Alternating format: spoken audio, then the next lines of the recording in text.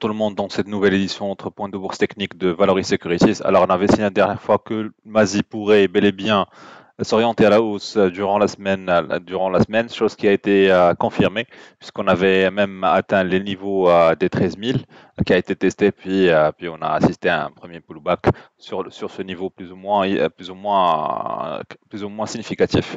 Alors, la question qui se pose, est-ce qu'on est sur un nouveau plus haut sur les prochains mois, 2 à 3 prochains mois, ou ça serait juste le début d'une nouvelle impulsion haussière qui pourrait bel et bien doper l'indice et l'amener vers de nouveaux plus hauts historiques. Alors, je dirais plutôt on pourrait bel et bien être sur la deuxième option, mais on devrait mais après avoir assisté à une phase de consolidation sur cette zone. Alors pourquoi?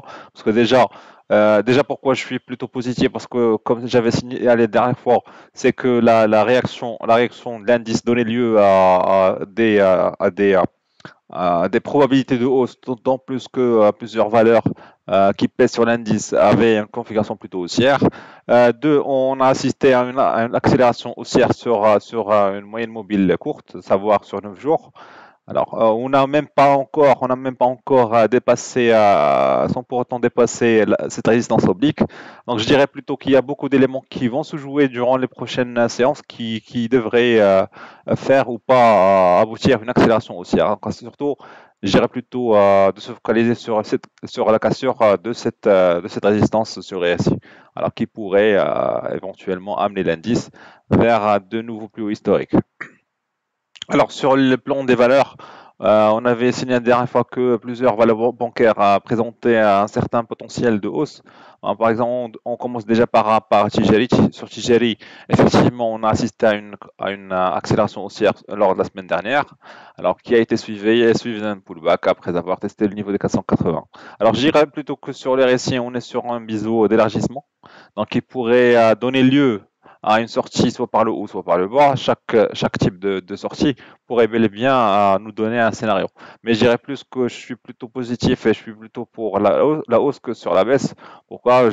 Comme j'avais signalé la dernière fois, la réaction positive sur la moyenne mobile, le fait qu'il y a eu pardon, le fait qu'il y a eu une réaction plutôt vers l'accélération haussière après le dépassement de cette moyenne mobile courte, à savoir sur les 50 jours. D'accord. La hausse des volumes en contact des dernières résistances. Donc, c'est beaucoup d'éléments qui pourraient bel et bien présenter des prémices quant à une accélération haussière. Mais je dirais que le signal fort quant à une accélération est cette sortie par le haut. La sortie du RSI par le haut. Alors, sur la BCP, aussi, c'était la même chose. On avait signalé qu'on est sur un canal haussier qui présentait un potentiel de hausse pour atteindre les niveaux des 285 voire 290.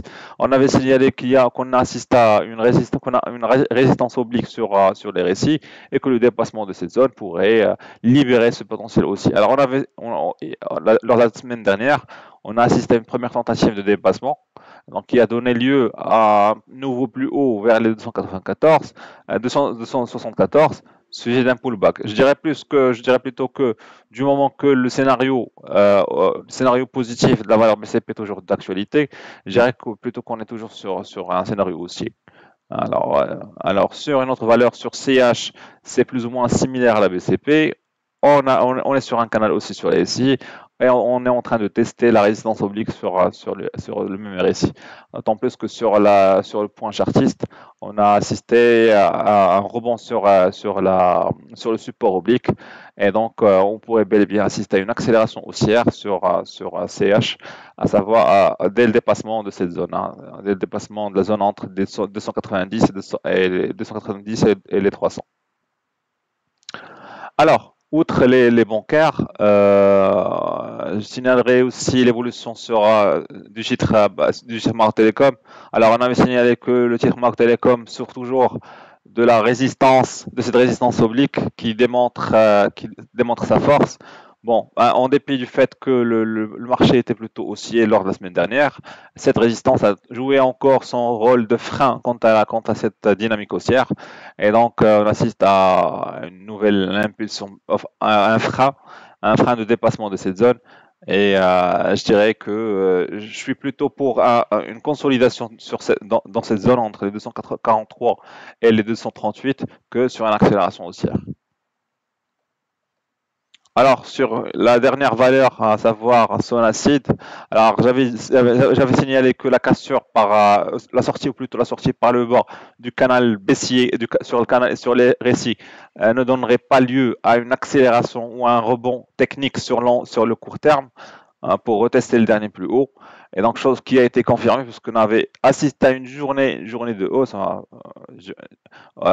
journée de hausse qui donnait, qui même s'il y a, si on assistait à une hausse des volumes, n'a pas donné assez de punch, n'a pas donné assez de momentum pour reprendre et tester le dernier niveau de la moyenne mobile à 20 jours, vers les 600-616. Donc je dirais plutôt qu'on est toujours sur une perte de dynamique haussière et on devrait attendre la réaction aux alentours de cette moyenne mobile, donc à savoir aux alentours des 550, 540, 560, pour voir s'il y a lieu ou pas de la présence d'une nouvelle impulsion haussière.